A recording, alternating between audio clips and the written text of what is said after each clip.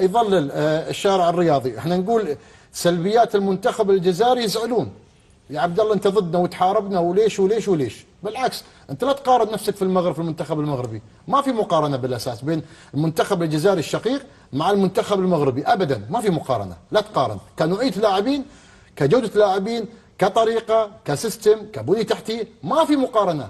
وصل المفروض ما نقارنها. نقول في الوقت الحالي نعم تفضل.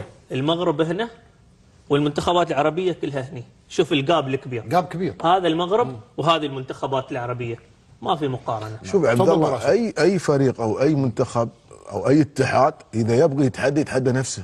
فاليوم المنتخب المغربي هذا اللي عمله، تحدوا نفسهم، فبالتالي اليوم المنتخب المغربي وصل للعالميه. نعم. وصل تصنيف يمكن اليوم الخامس على مستوى العالم. فهذا ما هي من فراغ، هي من عمل جماعي، سياسه واضحه، نهج واضح، بلان واضح،